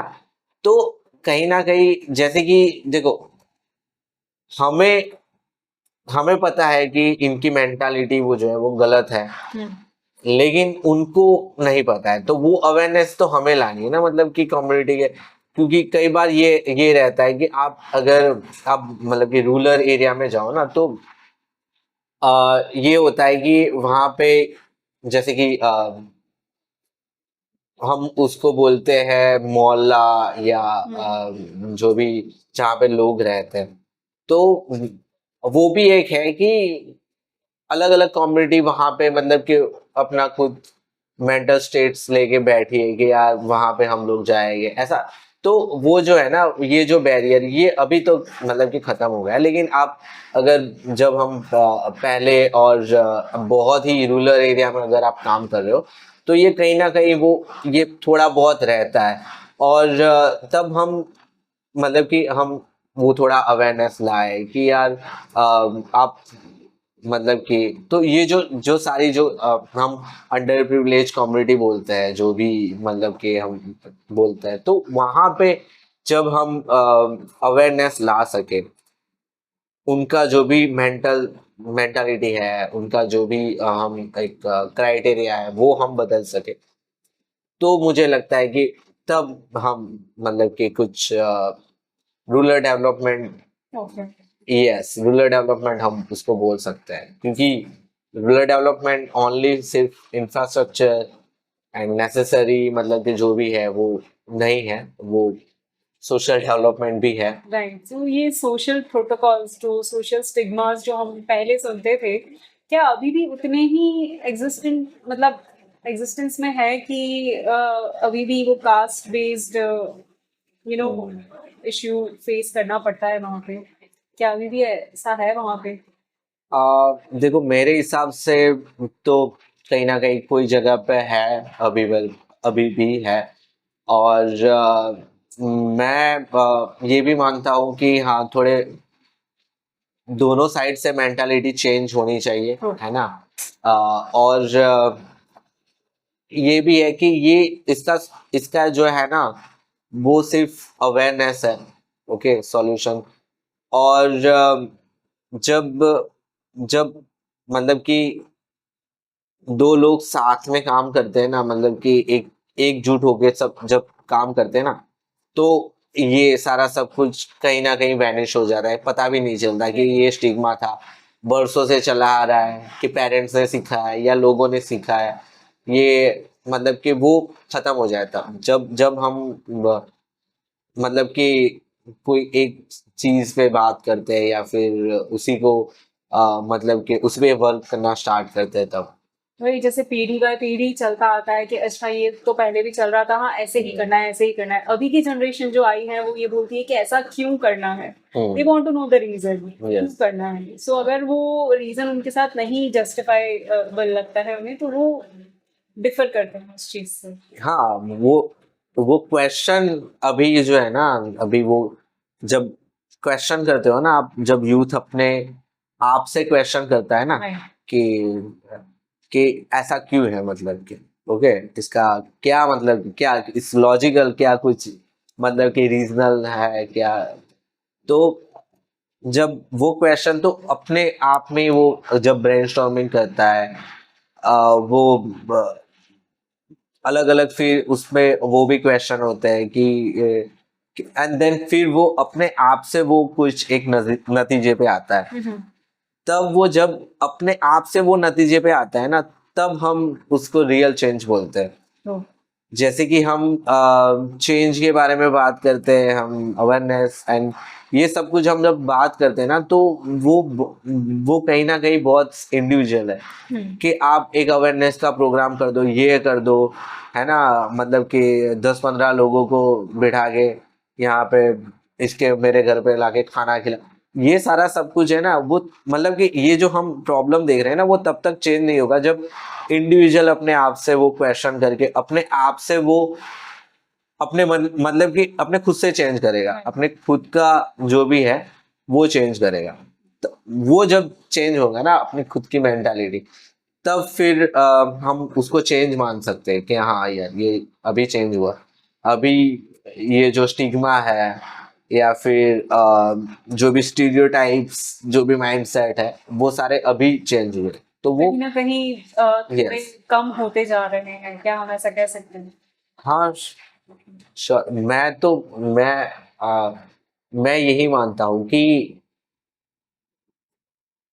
कम हो रहे हैं और होंगे, लेकिन साथ साथ में मतलब कि और भी चीजें हैं जो मतलब कि हम नजरअंदाज कर देते हैं, लेकिन वो भी मतलब कि इसी में मतलब कि सो आप यूथ के ऐसे कोई तीन मेजर चैलेंजेस के बारे में आप बता सकते हैं जो कि यूथ फेस करते हैं, जनरल एकदम? अभी जैसे कि देखो ये मतलब कि लोकेशन वाइज एंड बैकग्राउंड के वाइज हो सकता है, जो भी यूथ कहाँ से बिलोंग कर रहा है, उसका फैमिली बैकग्राउंड क्या है एंड इकोनॉमिक स्टेटस क्या है, उसका मतलब कि क्या इंटरेस्ट है, ये मतलब कि सारे बहुत सारे रीजंस हो सकते हैं, लेकिन तीन अगर ओवरऑल मैं बात करूं तो तीन चीजें सिमिलर है। मतलब कि फर्स्ट मुझे ये लग रहा है कि सबसे पहला चैलेंज उसको आता है, मतलब कि उसका इंटरेस्ट को लेके, कि क्या उसको मतलब कि किस में इंटरेस्ट है, और किस चीज में वो अपना करियर बनाए, है ना। क्योंकि क्या प्रोफेशन चूज करे, सबसे पहला चैलेंज यही है कि अपना प्रोफेशन क्या चूज करे, है ना। और फिर क्योंकि हम सबको पता है प्रोफेशन चूज करना वो एक दिन की बात तो है ही नहीं, है ना। तो वो सबसे पहला चैलेंज मुझे लगता है। एंड देन मुझे दूसरा चैलेंज ये लगता है कि अभी यूथ के पास बहुत सारा कुछ करने को है ना, सिवाय, तो वो अपने आप को खुद टाइम ही नहीं दे रहा है ना, फ्री नहीं बैठता। मैं यही बोलता हूँ, मैं जब अगर कोई कोई यूथ अगर मुझे ये बोले ना कि सर ये नहीं हो रहा है, मतलब कि बहुत मैं उलझ गया हूँ, एंड अपने इमोशंस को लेके, या फिर मैं आगे नहीं बढ़ पा रहा हूँ, मैं यहाँ पर मतलब कि मुझे ये क्रैक करना है, तो मैं उसको यही बोलता हूँ कि तुम फ्री बैठो अभी, 10-15 मिनट अपने आप को दो, है ना। फ्री बैठो, तुम कुछ भी मत करो। तो अपने पास वो चीज नहीं है अभी, मतलब कि फ्री रहने का। हम एक्टिविटीज से गिर गए, बहुत सारी एक्टिविटीज हमारे पास है करने के लिए। मतलब डिस्ट्रैक्शंस बहुत ज्यादा बढ़ चुके हैं, बहुत ज्यादा ओवरवेलमिंग हो गया बच्चों के हाँ। लिए। जब फोकस करने की बारी आती है तो वो फोकस में हमें चैलेंज फेस होता है।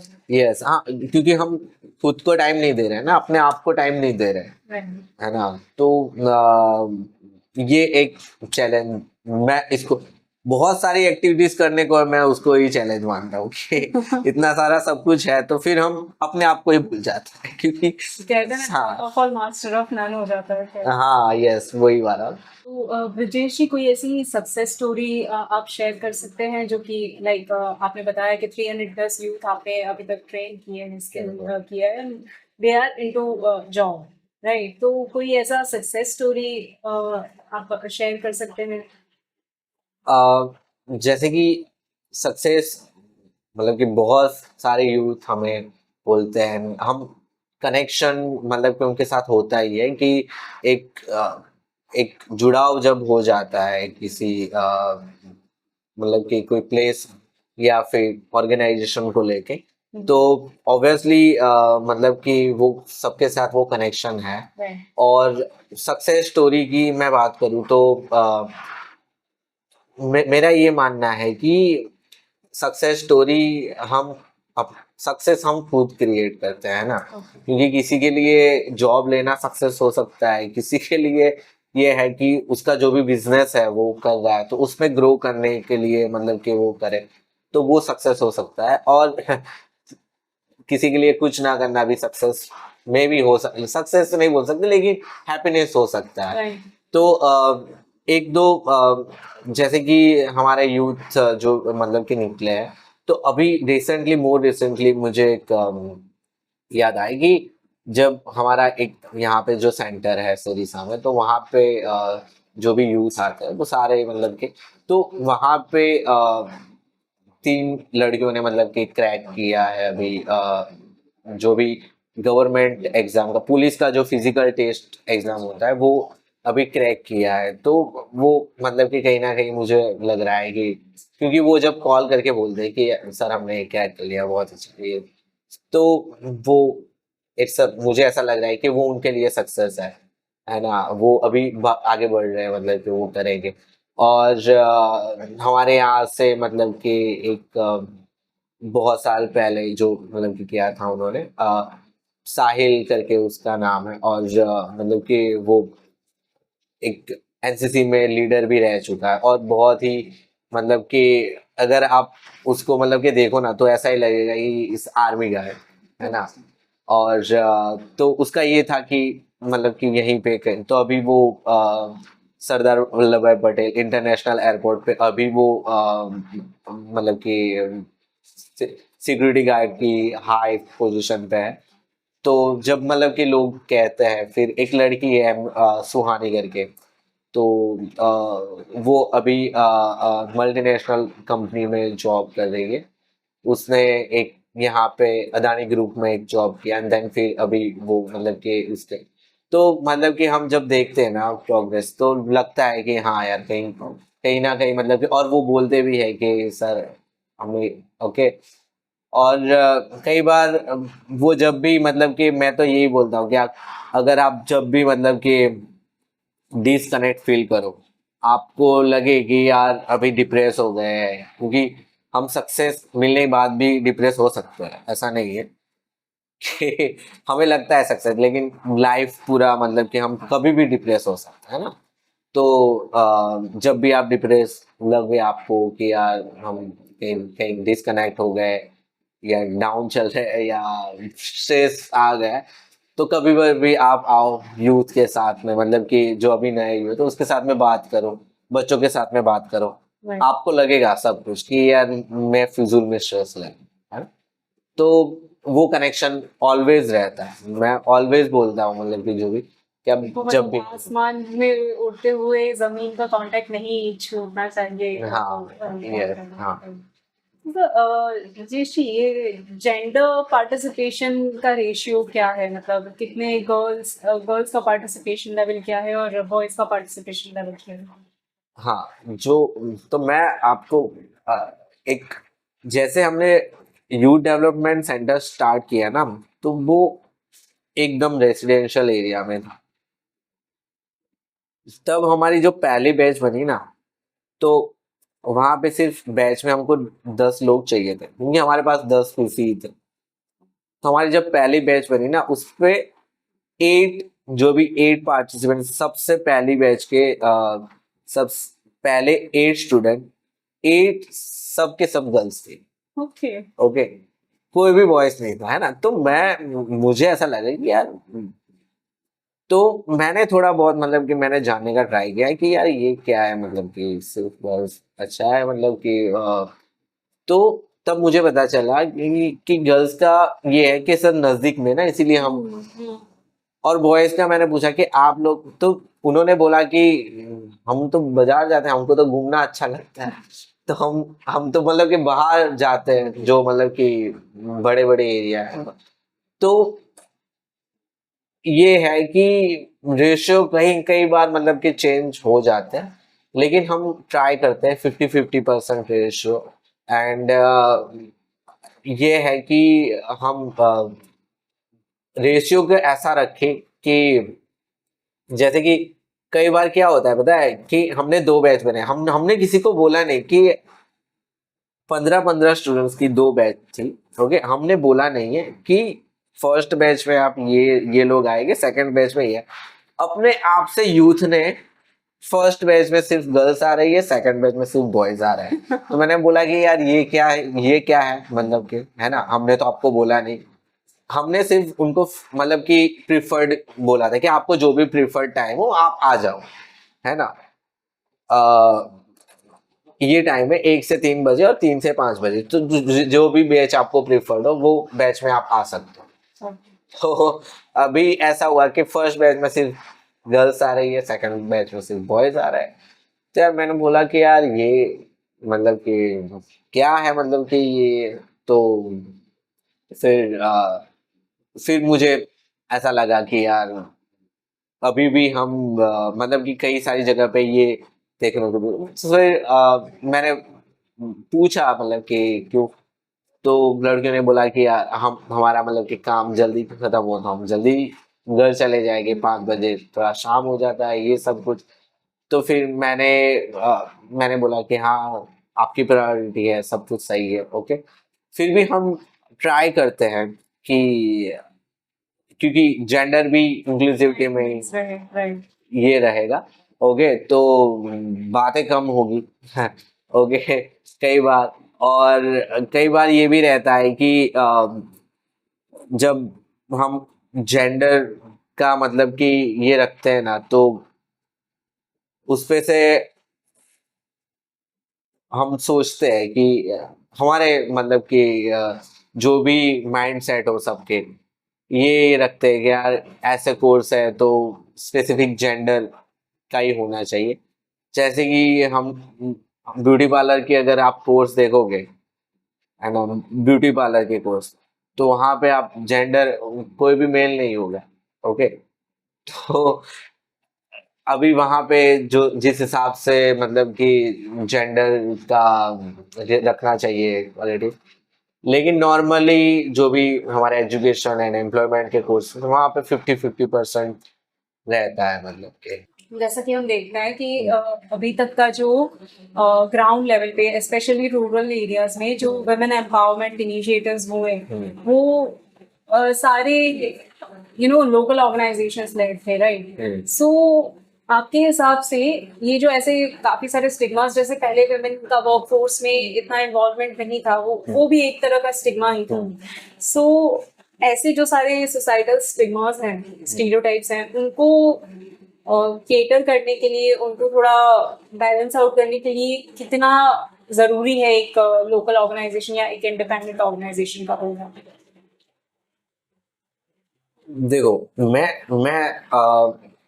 इसलिए मैं लोकल ऑर्गेनाइजेशन का मैं इसलिए कह रहा हूँ क्योंकि लोकल ऑर्गेनाइजेशन को पता है कि ये जो स्टिग्मा है ना वो क्यों है। ओके, और उनको अच्छी तरीके से अपनी जो लोकेलिटी है ना वो अच्छी तरीके से उनका मतलब कि नॉलेज है।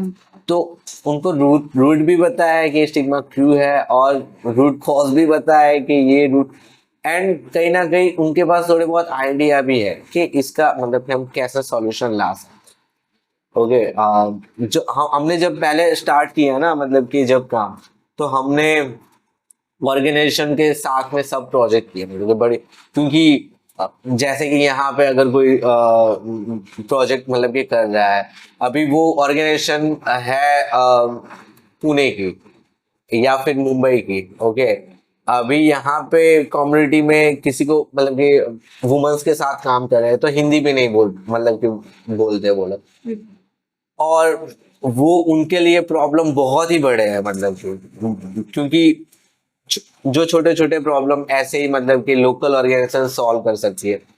क्योंकि उनको पता है ना कि ये मतलब कि ये स्टिग्मा है तो उसका एक ही सॉल्यूशन है कि हम ये कर लेते हैं। तो ये मतलब कि रोल है ऑर्गेनाइजेशंस का, जो भी एरिया में काम कर रही है, उनके पास right solution and right direction मतलब क्या होता है। राइट। सो अभी मतलब 2021 से लेकर अभी तक में कभी ऐसा कोई मेक फाउंडेशन को सर्वाइवल चैलेंज आया कि फिर आपको ये क्वेश्चनेबल हो गया कि अब क्या करें या फिर कैसे करें, ऐसा कोई टाइम था? जब हम सर्वाइवल की जब मैं बात करता हूँ तो हाँ, हमें बहुत सारे चैलेंजेस आए हैं मेक फाउंडेशन, लेकिन हम वो जो सारे चैलेंजेस थे ना मतलब कि मेरा इसमें इतना मतलब कि मेरा ये क्या बोल सकते हैं हम, मेरा इतना हैप्पीनेस था ना मेक फाउंडेशन को रन करने में और ये जो काम है वो करने में, जो उसमें मेरी मेरी जो खुशी थी ना, तो सारे चैलेंजेस मुझे, मैं उसको एज अ टास्क की तरह लेता था, और वो भी मुझे मतलब कि एक जर्नी की तरह लगते थे। तो मैंने उतनो मतलब कि उतने बड़े चैलेंजेस ऐसे मतलब कि उसको ऐसे में नहीं लिया है, लेकिन चैलेंजेस आए जैसे कि हमने स्टार्ट किया था तब रेंट और सब कुछ प्रोवाइड करना था, एंड हमने जब स्टार्ट किया तब हम थोड़ी बहुत फीस मतलब कि स्टूडेंट, क्योंकि हमारे पास तब कोई और फंड के सोर्स नहीं थे, और 3 साल तक तो मतलब कि हम कोई फंड ले ही नहीं सकते, और इंडिविजुअल फंड भी हम मतलब कि ना हम इंडिविजुअल फंड तब भी मतलब कि क्योंकि ट्रस्ट इश्यू आ जाता है एंड वो सब कुछ, और जब सारे सर्टिफिकेट्स लेने थे ना, उसके सारे मतलब कि ऑर्गेनाइजेशन के बहुत सारे भी खर्चे होते हैं, तो वो जब हमको कैपिटल की जरूरत पड़ती है, क्योंकि जब मेरे पास जितना सेविंग था वो जब मतलब कि मैं चल रहा था तब तक मैंने चलाया, और जब खत्म हो गया तब फिर बहुत चैलेंजेस है। और वो हाँ चैलेंजेस जब भी आई तब मेरा मतलब फैमिली ऑलवेज मतलब कि मेरे साथ में, एंड माय ब्रदर जो कि उसने ऑलवेज मुझे सपोर्ट किया है जब भी कोई चैलेंजेस हो, मतलब कि वो या फाइनेंशियल हो तो ऑलवेज। अभी वो मेरा छोटा भाई है, लेकिन उसने हर बार मतलब कि इस वो चैलेंजेस में सपोर्ट किया है मुझे। यार, और सिर्फ फाइनेंशियल चैलेंजेस नहीं, और भी कंप्लायंसेस की चैलेंजेस। एंड सबसे पहले तो आप किस साइड में जाना चाहते हो, है ना, आपके एनजीओ का डायरेक्शन क्या रहेगा, वो सबसे बड़ी चैलेंज है ना। क्योंकि ऑर्गेनाइजेशन के फंडिंग के सोर्स बहुत होते हैं, किस डायरेक्शन में काम करना है वो भी होता है, और क्या फिलोसॉफी को लेके काम करना है वो भी होता है। तो सबसे बड़ा तो ये चैलेंज है कि आप क्या स्ट्रक्चर बना रहे हो, क्या कौन सी थियरी ऑफ चेंज मतलब कि आप रख के फिर काम कर रहे हो। तो सबसे बड़ा मैं ये बोलता हूँ कि जो भी ऑर्गेनाइजेशन है उसका सबसे बड़ा चैलेंज ये है कि उसको किस डायरेक्शन में काम करना है, एंड हाँ किस मॉड्यूल के साथ में काम करना है। हाँ, क्योंकि जब हम कोई इनिशिएटिव स्टार्ट करते हैं तो वो एक ऑब्जेक्टिव के साथ करते हैं, एंड विद टाइम जब हम ऑन ग्राउंड काम कर रहे होते हैं तो हमें अलग अलग चीज़ें उसमें ऐड ऑन होती जाती है, कुछ चीज़ें निकलती जाती हैं। सो ये तो एवर इवॉल्विंग कॉन्सेप्ट ही रहता है। सो इसमें फंडिंग का आपका सिस्टम मतलब CSR फंडिंग है या गवर्नमेंट फंडिंग है, तो वो किस तरह से डायरेक्ट करता है आपके ऑब्जेक्टिव्स को, आपके वर्क एरियाज में? जैसे कि सबसे पहले तो हम सब प्रोजेक्ट ऑर्गेनाइजेशन के साथ में करते थे, और अभी हम CSR करते हैं, और दूसरे भी ऑर्गेनाइजेशन हैं जो कि हम कनेक्टेड हैं, और उनके भी प्रोजेक्ट्स या उनके भी इनिशिएटिव हम रन करते हैं। और हमारा जब जब फाइनेंशियल अकाउंट या फाइनेंशियल जो भी है, तो वो हमारा ऐसा रहता है कि हम इम्प्लीमेंटेशन पे ज्यादा खर्च करते हैं। ओके मैंने मतलब कि देखा है बहुत सारी ऑर्गेनाइजेशन का लाइक कि जो भी एक्सपेंस डिस्ट्रीब्यूशन है, हमारा इम्प्लीमेंटेशन पे ज्यादा हम मतलब कि उसका खर्च करते हैं। क्योंकि ये है कि जो भी फंड हमको मिला है वो चेंज, हम CSR को हम बोलते हैं पब्लिक के पैसे। ओके क्योंकि हमने अपना खुद का माइंडसेट ये रखा कि ऐसे रखा है कि जब हम काम कर रहे हैं लोगों के लिए, जब हम नींव ही इस चेंज के लिए रखी है हमने ऑर्गेनाइजेशन की, हमने जब नींव रखी तब हमने बोला था कि यार हम लोगों के लिए काम करेंगे, हम लोगों को साथ लेके काम करेंगे। तब उस पे हम प्रायोरिटी लोगों को सबसे पहले देते हैं। तो जो भी फंड आता है वो हम मतलब कि जो भी काम है ना, उसमें सब कुछ आ गया, मटेरियल्स आ गया, या फिर जो भी अगर कोर्सेज करवाना है तो उसके लिए रिसोर्सेज चाहिए, गैजेट्स चाहिए, कंप्यूटर्स चाहिए, और फैकल्टी भी रखना होता है। तो इस पे सबसे ज्यादा खर्च हमारा मतलब कि रहता है। 5 ईयर का कोई गेम प्लान है मेक फाउंडेशन का नेक्स्ट 5 इयर्स का? क्या मतलब कोई ऐसा अचीवेबल गोल आप जो देख रहे हैं कि ये करना है?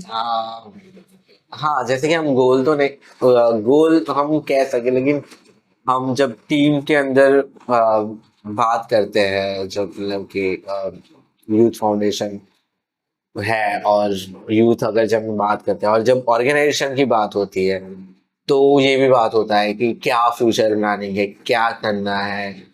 ओके हम कहाँ पर है, तो हम तो पहले ये देखते हैं कि हम कहाँ पर हैं। ओके तो अभी हमारे हम CSR में ही आगे जाना चाहेंगे, तो हम 5 ईयर का प्लानिंग है कि हम और भी कंपनी के साथ में जुड़ सके। और हमें बहुत, जैसे कि वो भी एक चैलेंज है कि कई कई बार हमें कंपनी इसके जो भी ऑफिसर्स है, जो भी CSR ऑफिसर्स है, उनके कई बार कॉल आते हैं और वो बोलते हैं कि यार इम्प्लीमेंटेशन अच्छे से नहीं हो रहा है, ये प्रॉब्लम आ रहा है, ये चैलेंजेस आ रहे हैं, ये हो रहा है। अभी मैं उनको मतलब कि ये बोलता हूँ कि यार सर देखो, आप पहले तो ये है कि ये जो प्रोजेक्ट हैंडल कर रहा है ना, ओके, अभी वो बैठा है दिल्ली के किसी ऑफिस में, ओके, अभी वो डिसीजन लेगा ना तो इम्प्लीमेंटेशन होगा ही नहीं, है ना। जब तक मैं खुद भी बोल रहा हूँ कि मैं जहाँ पे लोकालिटी से वाकिफ नहीं हूँ ना, तो मैं वहां पे मेरा डिसीजन चलेगा ही नहीं। तो जब तक वो लोकालिटी से वाकिफ नहीं हो जाते, जो भी दोनों CSR ऑफिसर एंड जो भी इम्प्लीमेंटिंग एजेंसी है दोनों, तब तक वहां पे इम्प्लीमेंटेशन गैप रहेगी, है ना।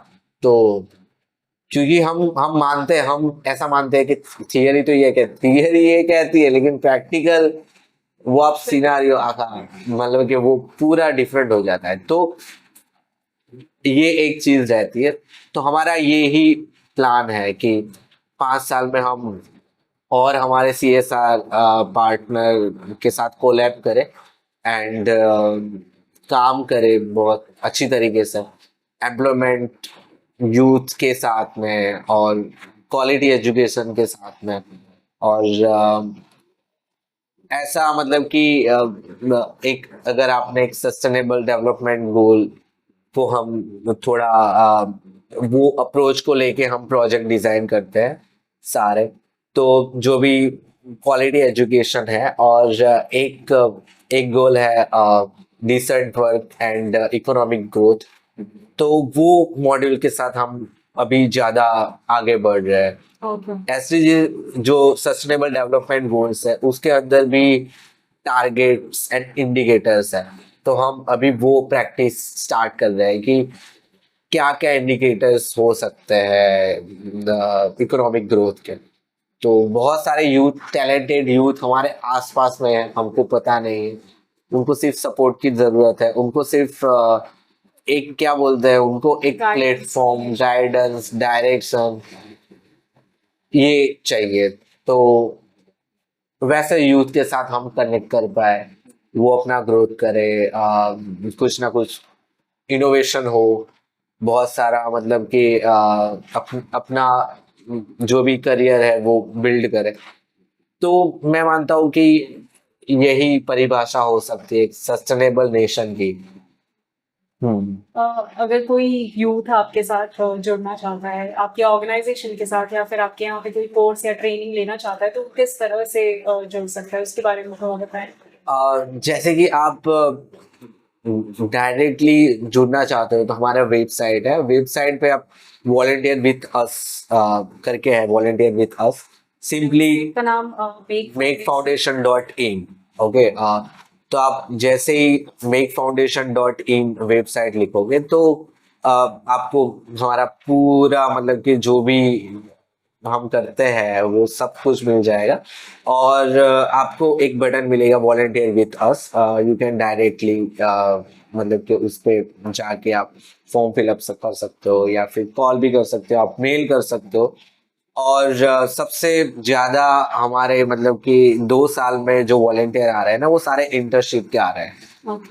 तो जितनी भी अभी गवर्नमेंट का ये रूल मुझे बहुत ही अच्छा लगा कि जितने भी कॉलेज के स्टूडेंट हैं उनको इंटर्नशिप करना है लास्ट में, और वो जरूरी भी है प्रैक्टिकल। तो बहुत सारे जो बच्चे हैं वो अभी इंटर्नशिप कर रहे हैं, तो इंटर्नशिप भी आप कर सकते हो हमारे साथ में। आप सीख सकते हो कि ग्राउंड लेवल पे क्या है। जैसे कि इंजीनियरिंग में, जैसे कि PDPU जो यूनिवर्सिटी है, वो उनके मतलब मैंडेटरी है इंटर्नशिप एडमिशन लेने के पहले और दो। तो उसका कॉन्सेप्ट ये है कि अगर आप इंजीनियरिंग कर रहे हो, आप कोई भी कोर्स परस्यू कर रहे हो, तो आप सबसे पहले तो कम्युनिटी में ही वर्क करो, ग्रास रूट लोकल एरिया में फील्ड पे देखो कि क्या प्रॉब्लम है, देन फिर आप सॉल्यूशन निकाल सकते हो। तो ये जो मतलब कि इंटर्नशिप है वो भी मतलब कि एक हम वॉलेंटियरिंग इंटर्नशिप इसको सिर्फ हम एक तरीके से नहीं ले सकते, वो पर्सनल ग्रोथ है। मतलब कि जब आप वॉलेंटियरिंग करते हो, जब आप लोगों के साथ में जुड़ने का मतलब कि कुछ सीखने का ट्राई करते हो, देन फिर हाँ आप वो फिर रियल अपने पर काम कर रहे हो, है ना। आपका ब्रजेश जी पर्सनली आपका कोई यूथ आइकन है मतलब इंडिया में ये जिससे आप मतलब इंस्पायर होते हैं या फिर उसे देख कर लगते हैं कि शायद अगर राइट डायरेक्शन मुझे मिली होती तो मैं भी उस लेवल तक क्या जा सकता है, कोई ऐसा कोई भी यूथ आइकन जो खाली आपको इंस्पायर करता है, खुशी देता है? आ, मेरा मेरा मेरा बचपन से यूथ आइकन है ना भगत सिंह रहे हैं। और मैंने स्वामी विवेकानंद के बारे में बहुत मतलब कि पढ़ा है। और मैं जब भी मतलब कि मानो ना मैं जब भी किसी के बारे में एक दो लाइन पढ़ता हूँ ना, तो मतलब कि मु- मुझे इंस्पिरेशन मिलता है कि मैं हाँ मतलब कि इसके बारे में और जानूं, इसके बारे में और पढूं, क्या क्या काम किया है ये। और अभी का जो हम बात करें तो मेरे एक यूथ आइकॉन थे, लेकिन अभी ये है कि जैसे कि हम जब कोई आइकॉन के बारे में सोचते हैं ना, तो हमको ये मतलब कि लगता है कि हम उनके जैसे बने, है ना। स्पेसिफिक उनके उनके विचारों पे हम चले, या फिर वो उन्होंने जो अचीव किया है वो हम अचीव करें। आ, लेकिन जब से मैंने एक दो बुक या मैंने जब से फिलोसॉफी मतलब कि रीड किया है ना, तब तब से मैं सीरियसली मैं कोई आइकॉन के बारे में मैं नहीं सोच पाता हूँ अभी। अभी मैं ये सोचता हूँ कि मैं अपने आप मतलब कि खुद मैं जो हूँ मैं वो बनूं, मतलब कि तो क्योंकि जब हम आइकॉन क्रिएट कर लेते हैं ना, तब हम कहीं ना कहीं हमारी जो पर्सनल वैल्यू है ना उसको हम मतलब कि कहीं ना कहीं खो देते हैं। तो आ, अभी तो आ, मतलब कि मेरे कोई यूथ आइकन है नहीं। ओके हाँ, मैं फॉलो मैं इंस्पिरेशन सबसे बहुत सारे हमारे जो मतलब कि है उससे लेता हूँ। और इंस्पिरेशन लेता हूँ, मैं उनसे बहुत कुछ सीखा हूँ, मैं सीखता ही रहता हूँ। लेकिन आइकन स्पेसिफिक मैंने नहीं देखा।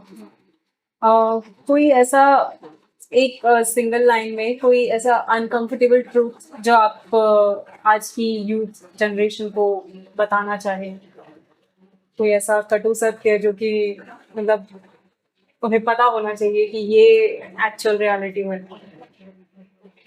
आ, तो मुझे ट्रूथ बोलना है या मुझे झूठ बोलना है?